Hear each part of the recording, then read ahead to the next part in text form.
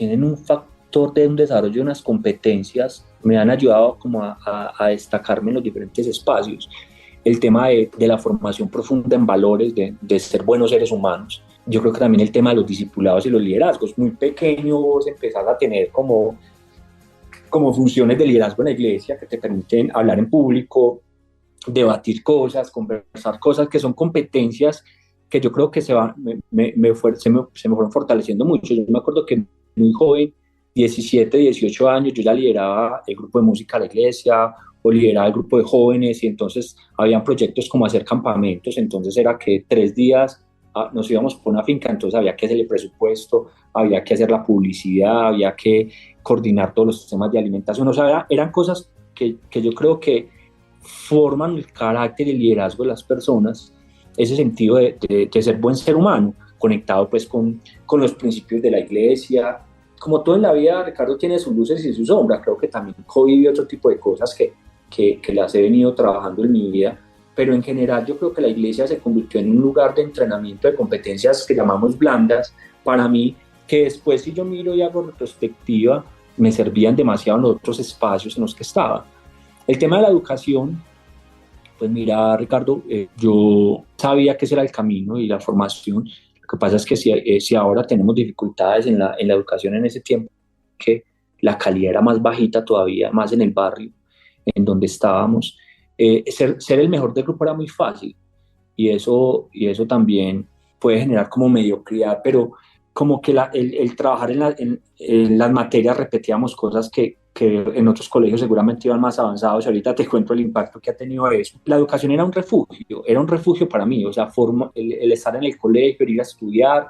Yo me acuerdo mucho en el bachillerato que cuando conocí el álgebra de Baldor, y no solo por las matemáticas, sino pues por el profesor, era tan enamorado que a veces si el profesor no podía ir a clase, pues me dejaba una guía de cómo dar la clase y yo era el que daba la clase de matemáticas. Ahí empezó como esas ganas o ese sueño de llegar algún día a ser docente. Y yo creo que los docentes sí se convirtieron para mí. Yo tengo en mi vida, en general en el recorrido de mi vida, tengo como esas, en mi cabeza muy claras, esas personas que fueron claves para mí y me ayudaron. Yo me acuerdo mucho de Gerardo, el profesor de matemáticas, esa confianza en mí, ese ver en mí como algo más allá y eso que me fortalecía y como que me daba esperanza. Y me acuerdo mucho que en décimo, por primera vez el español se convirtió en algo serio. La profesora de español se llama Marta, no sé si está ella todavía. El nivel de exigencia de ella nos puso a leer un libro que se llama El mío sí, que era muy difícil de leer y nos puso a hacer un ensayo y yo me pegué una sollada de ese ensayo. Yo me acuerdo que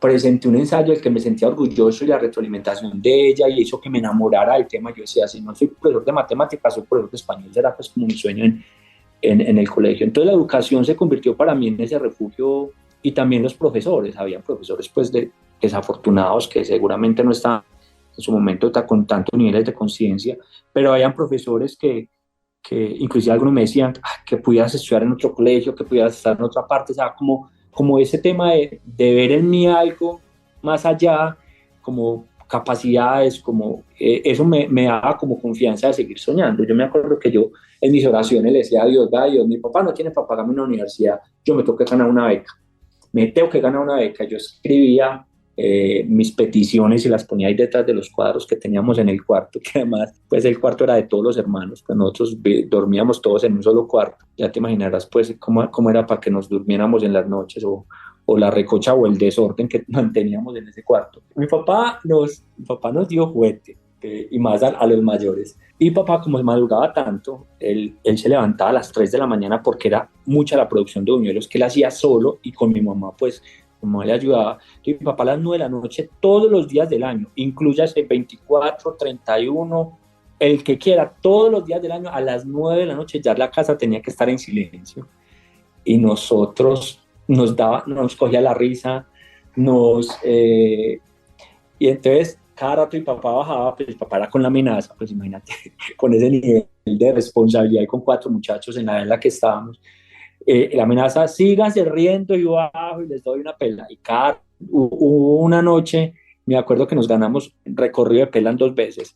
Y era muy charo porque cuando le pegaba a uno, pues uno sufría, pero ver cómo brincaba el otro.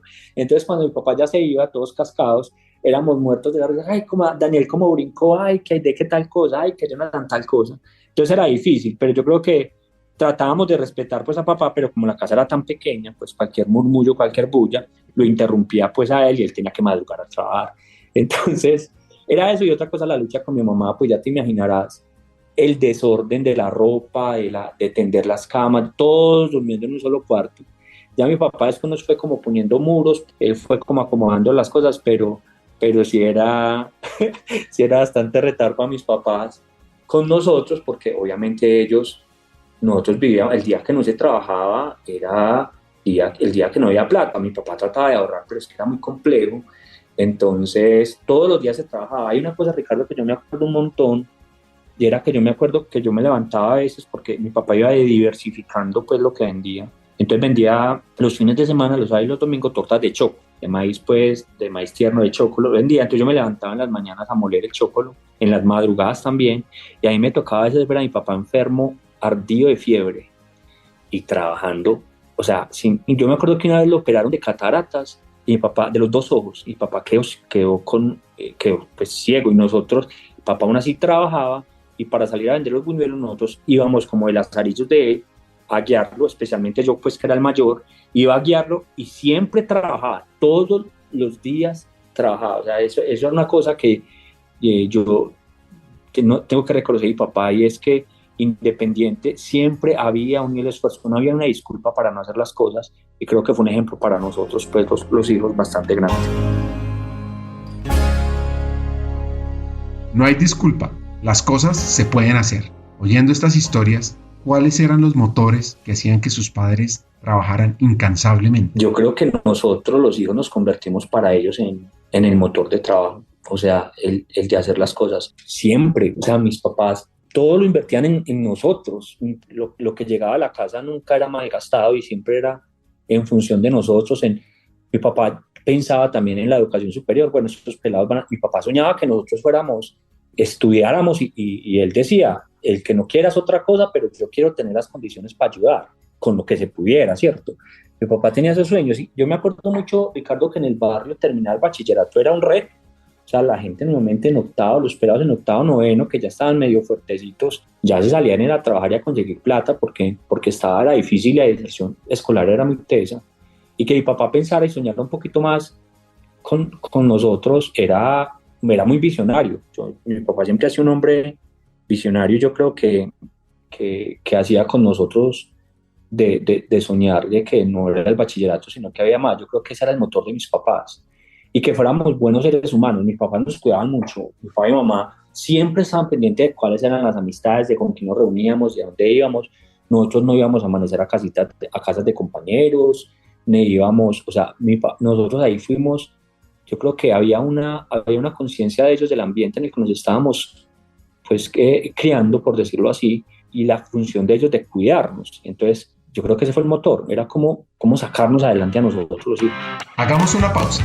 Como sabes, en Hackers del Talento estamos en una misión: cambiar el mundo laboral por uno más humano, inclusivo y próspero. Sabemos que no podemos hacerlo solos, necesitamos tu ayuda. Te invitamos a compartir este episodio con esa persona especial que está buscando crecer en su carrera o mejorar su empresa. Juntos podemos inspirar a más talentos a sumarse a este movimiento. Queremos que te unas a nuestra comunidad, suscribiéndote al podcast, recibiendo las noticias de nuestra página de LinkedIn o averiguando más en hackersdeltalento.com. No te pierdas la oportunidad de ser parte de algo grande, de marcar la diferencia en el mundo laboral y de transformar la vida de miles de personas, porque juntos podemos hacerlo posible. Nosotros ya estamos aquí, dando el primer paso. ¿Y tú? ¿Te unes a nuestra misión de cambiar el mundo laboral por uno más humano?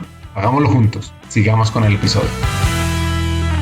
Les voy a comentar de un concepto que se me hace fascinante, y es la desviación positiva. Es un enfoque que analiza los comportamientos o creencias únicos de un grupo o persona para replicar resultados beneficiosos para el resto de la comunidad. Las personas en una organización o en una comunidad que muestran comportamientos o creencias no convencionales, pues se conocen como unos valores atípicos. Sí, estos valores atípicos tienen más éxito que el miembro promedio del grupo, sin tener recursos o conocimientos adicionales, pues se le conoce como desviaciones positivas. Y los psicólogos organizacionales, los sociólogos y los profesionales de las ciencias administrativas, pues comienzan a estudiar estas acciones de esas desviaciones positivas para ver cómo se replican más, cómo aumentan el bienestar o los ingresos económicos o mejoran las condiciones de vida de las comunidades. Y este concepto me recuerda a Samo y su familia. ¿Saben qué los protegió? Les voy a dar una pista. Tiene que ver con los valores de la bondad. Mira, eso era un tema del día a día.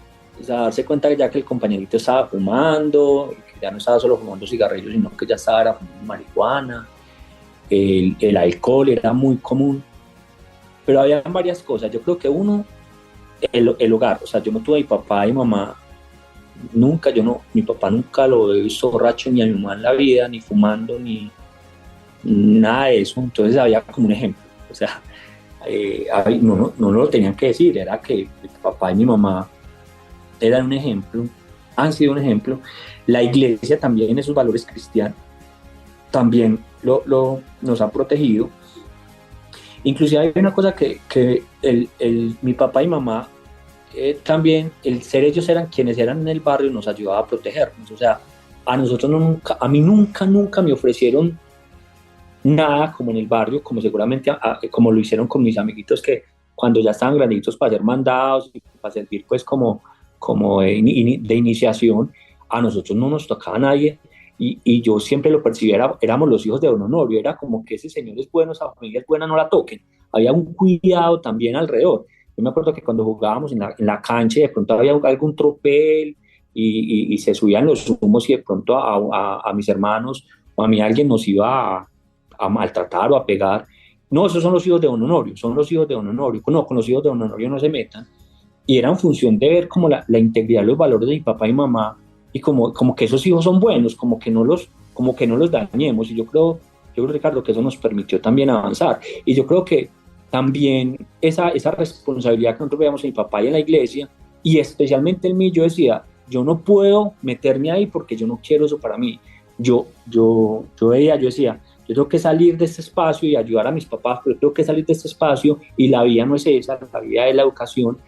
Yo tengo que salir, yo tengo que estudiar, yo tengo que superarme de alguna manera en función de eso. Entonces yo creo que todo eso mezclado nos ayudó a que el día de hoy ni yo ni mis hermanos hayamos sido como permeados por eso que estaba sucediendo como a nuestro alrededor.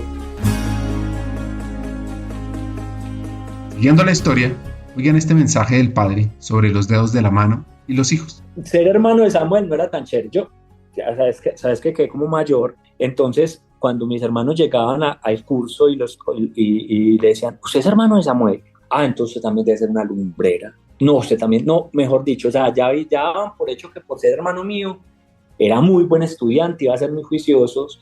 Y mis hermanos, pues, yo me acuerdo que cuando nos entregaban las notas, que eran notas físicas, y era por logros, se subrayaba con rojo los logros que no se habían logrado. Y las notas de mis hermanos parecían más bien una carnicería. Y había una comparación constante conmigo. Y ellos obviamente eran en lo suyo, pues, no, pues viviendo viviendo su propia vida. Yo me acuerdo que mi hermana, yo estaba en cuarto y ya en tercero de primaria y así. Y conmigo nadie se metía en el colegio a cascarme porque mi hermana le decían la rompehuesos, entonces le tenían más miedo a mi hermana que a mí, no te digo todo. Yo me acuerdo que llegó un momento en que le hicieron a mi papá, o sea, porque ya llamaban a mi papá al colegio, mi papá súper sabio. Yo me acuerdo que una vez a una profesora que era como la disciplina le dijo, ¿usted ve los dedos de mi mano? Y yo le digo, sí, pertenece a la misma mano y ninguno de esos dedos son iguales, así son mis hijos, usted no puede estar comparando a todos mis hijos con Samuel. Porque había esa conciencia de mi papá también, de que cada uno tenía pues como lo suyo, pero mis hermanos lograron inclusive que mi papá los cambiara de colegio por eso. O sea, sacar el rastro de Samuel, el comparativo de Samuel, sacar el rastro y poder que ellos ya pasaron a otro colegio. Samuel no existía, entonces no había ningún punto de comparación y yo creo que hasta mejoraron académicamente a partir de eso, porque yo creo que también había cierta rebeldía de que no me comparen con Samuel. Eso lo recuerdo pues con bastante cariño, no sé cómo lo recordarán mis hermanos. Les voy a compartir 3 frases maravillosas. La educación no es la preparación para la vida. La educación es la vida en sí misma, según John Dewey. La educación es el arma más poderosa que puedes usar para cambiar el mundo. Una frase muy utilizada pero que no se nos puede olvidar de Nelson Mandela. Y por último, La educación es la llave maestra que abre las puertas a todas las posibilidades, de Victoria Justice. Pues una beca es una llave maestra.